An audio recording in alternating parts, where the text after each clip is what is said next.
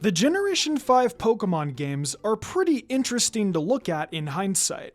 They could have easily have just been Gen 4 with a new coat of paint, but it very much ended up having its own identity. All the Pokémon would get unique battle animations, which feels even more unique now since the core games went 3D right after that. The new Pokémon themselves also felt very fresh after Gen 4's designs. Then there's the Unova region itself, which remains a fan favorite, fitting in with the series perfectly well while still feeling fresh with new and interesting story themes throughout. But one thing that was unexpected with some fans at the time was the lack of a third version. People were expecting the seemingly obvious Pokémon Gray to add to what Black and White had already done. But instead, we got direct sequels in Black and White 2. These continued the story within the Unova setting, and because of this, the sequel gave us a new champion for the region, Iris, replacing Alder from the first Black and White games. Originally a gym leader, Iris becoming the champion for the player to face had a very different vibe from Alder, even beyond just how the two are treated within the story, with both trainers having very different team dynamics. And at the time, there was some discussion back when the games were new over which of the two champions fans preferred.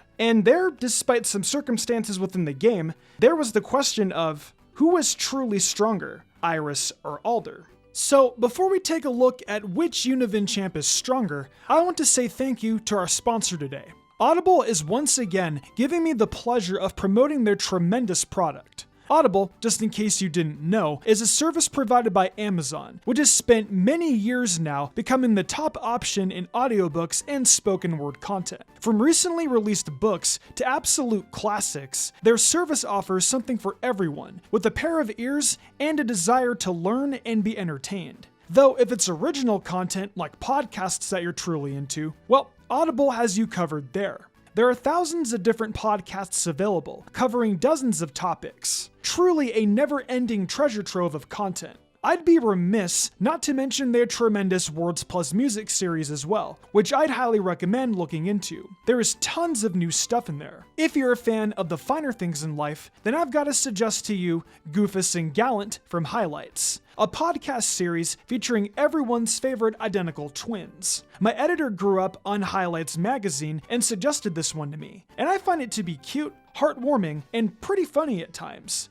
It's fun for the whole family. If you're interested in indulging in some hijinks, as well as so many other bits of content, then go over to audible.com/MysticUmbreon or text Mystic Umbreon to 500-500 and get yourself access to a free trial of Audible. Thanks again to Audible for sponsoring this video. And now, onto the vid. First, let's take a quick look at Iris in Pokémon White, where in that version, she is the Opelucid City Gym Leader instead of Drayden. She only has 3 Pokémon, but as a Dragon-type trainer, she isn't to be underestimated at this point in the game. Her 3 Pokémon, a level 41 Fracture and Dredigan with a level 43 Haxorus, the last Pokémon being her biggest threat. These Pokémon remain mostly straightforward. However, none of them even having secondary typings or anything too gimmicky outside of moves like Assurance and Revenge, which aren't all that weird anyway. Players will have access to Ice Pokémon like Vanillux, and Iris's Pokémon don't really have the best coverage for Ice types, a dragon's most common weakness at the time, so you may still be able to blow through her team effectively. Still, Iris is one of the more challenging gyms in Unova, but even some players may find Lenora or Elesa more challenging, depending on their team preparation during those parts of the game. In that same game, you'll eventually face the champion, Alder. Well, sort of. Pokémon Black was unique in that you technically didn't beat the game by becoming the champion. Alder was not technically the final boss, as becoming the champion was a post-game feat. Some players simply finished the main story and never actually ended up facing Alder and becoming champion. Kind of a weird thing to think about in a Pokemon game at the time, but it's also because he's a post-game challenge that his Pokemon are incredibly high leveled. His strongest Pokemon is his Volcarona at level 77, with the rest of his team being at 75. The high level of this team is actually the biggest aspect of what most people are going to find challenging, as there is a fair chance that many trainers will approach this battle underleveled.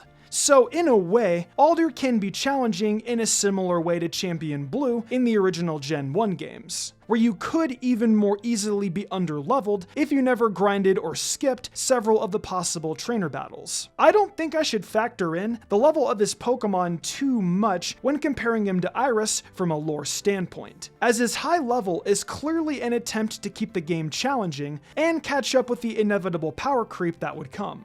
So what about the substance of Alder's actual team composition? You'll notice if you take a look, half of his team are bug types, though Alder is never outright referred to as a bug type specialist. I'm not entirely sure what the intent of giving him so many bug types could be, other than to perhaps be different from previous major trainer battles, or to suit aspects of his personality. Anyway, his first Pokemon is a Selgor. This Pokemon has a solid 100 special attack and an incredible 145 speed, but isn't able to take advantage of its hidden Unburden ability to bolster that speed for even more security due to the fact that his entire team lacks held items. The move Me First undoubtedly caught some players off guard. Still, this Pokemon's defense stats are incredibly poor, and that bug typing doesn't do any defensive factors. It's a total glass cannon. Alder's Bouffalant, on the other hand, is almost the total opposite. A straightforward, pure normal type with a solid defense split and attack stat. Its signature attack,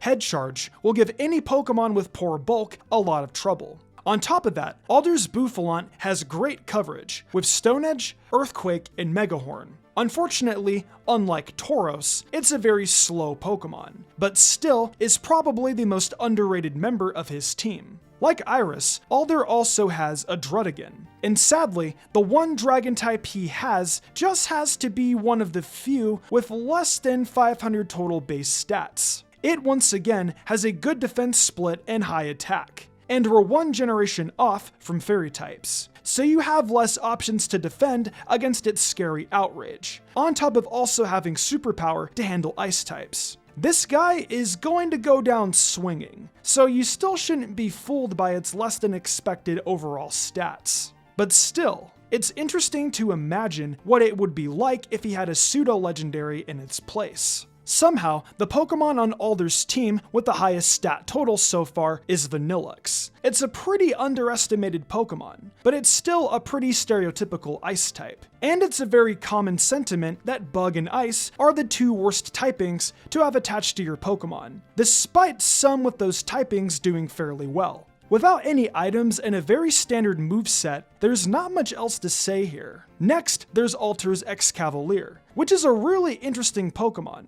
as it's Bug and Steel type, nullifying all of its weaknesses except for Fire. It is yet another Pokemon in his party with a good defense split and a crazy high attack stat, being 135 this time. But it lacks bulk and is horrifically slow. And with a 4 times weakness to fire, a simple switch into the popular typing is going to get this poor guy disintegrated very quickly. But against trainers without a good fire move option, it may cause some trouble. Lastly, Alder's most powerful Pokemon is Volcarona, boasting a 550 stat total with good speed and scary special attack, making its Overheat an easy one-shot on many of your Pokemon with less than ideal bulk. It also has a strong Bug Stab and Bug Buzz. It's not the strongest signature Pokemon of a trainer, but it is a unique one for a champion to have, and I think it should be appreciated that they went in this direction. But as you may have noticed, 4 of Alder's 6 Pokemon have less than 500 stat total. Overall, stat numbers aren't everything, as you can say with other champions like Blue, but it is still surprising to see here after the absolute monster that was Cynthia.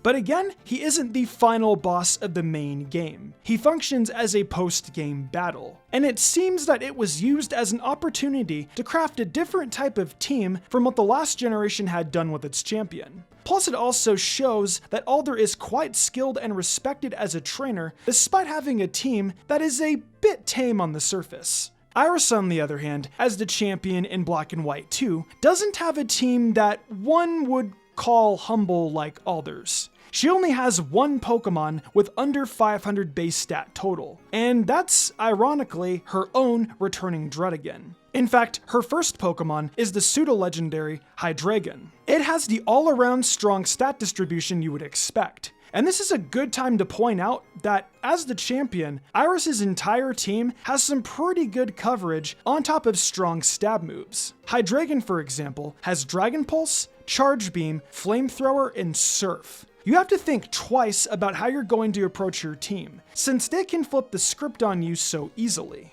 This also makes her team a little easier to explain, because you can just look at it and immediately understand that they're all quite threatening. While with Alder's team, you may need more context to understand why he could give someone trouble outside of their high level. Her Hydreigon, Archeops, and Druddigon also only have attacks that don't really rely on any specific gimmicks. It's also worth pointing out that while Alder doesn't have any items on his Pokemon as the champion, Iris will have one on Druddigon and her Haxorus. The Life Orb on Druddigon in particular will make its damage output feel burstier than usual, and many players won't know about its held item going into the fight. So even her Pokemon with the overall lowest stat distribution has something to make it feel scarier than Alder's Druddigon. Interestingly, Iris' signature Pokemon, Haxorus, is probably not as scary as her Hydreigon. But if you let it use Dragon Dance without much punishment, well, you've got a problem. That's the thing about Iris's team. Even though half the team are dragons, her options still feel so varied and powerful. The rest of her team is what you would expect, minus the fact that they're not dragon types. Despite this, Archeops is still given a dragon type move instead of some other type of coverage, but otherwise has a moveset that makes sense. Her Lapras has Sing, which can be pretty awful in an in-game fight with heavy hitters if you're unlucky. And Aggron is, well, Aggron, a very high physical defense Pokemon with high attack as well. Nothing shocking about its moveset, but still a formidable foe. Before we fully discuss who is truly stronger between the two, I do want to talk about Alder in Black and White 2 very briefly. His team is mostly the same, but now he has a Conkeldurr and a Braviary, replacing his Vanilluxe and Druddigon. These are solid additions to his team, and I do think it's an upgrade overall.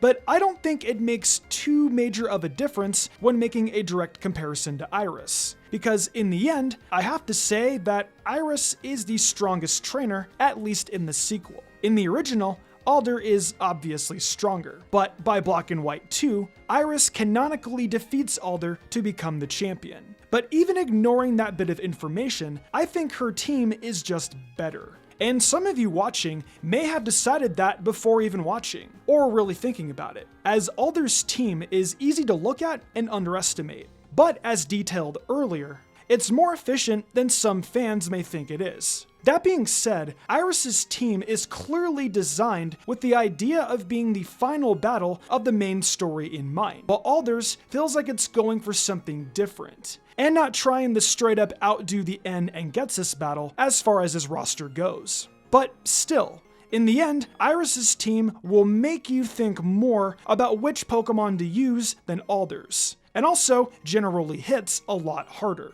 I think this is also a good moment to point out that some fans weren't the biggest fans of how Alder is treated within the narrative as far as his standing next to other characters. Iris is fine in the games, but doesn't get nearly as much shine as she does in the anime. Meanwhile, Alder in the games is a standout likable character with a pleasant, carefree personality. You get a genuine sense that he loves his Pokemon. And the series has a theme of not just relying on the strongest Pokemon and cherishing your attachment to them. So it can be a bit disappointing that he's used as bit of a measuring stick for N and Iris, canonically losing to them both, and then of course losing to both player characters on top of that. I suppose Alder was at peace with this in the end. To quote the man himself, strength isn't something that remains unchanged forever. However, the joy one feels in being with Pokemon, that is the real thing. But what do you guys think? Do you disagree? How do you feel about these two champions and how they fit within the Gen 5 games overall? Who gave you more of a hard time? Let me know down in the comments below. Welcome back to the outro, folks, your favorite part of the video. Thank you for enjoying another Mystic Umbreon video. We made it through the end of the 8th generation, and now we begin the long trek into late 2022 where Pokemon Scarlet and Violet await us. It's a whole new world we'll live in, but we still gotta catch them all. However, there's still a ton of videos to do and experiences to have until then. If you're interested in more Mystic content, check out my TikTok and the Mystic Umbreon Shorts YouTube channel. If we get the 10k followers on TikTok, I'll be doing a viewer's choice video. If you like Genshin Impact, check out my Genshin channel Teibachinary. So if you all enjoyed, be sure to leave a like and subscribe for more. See you next time.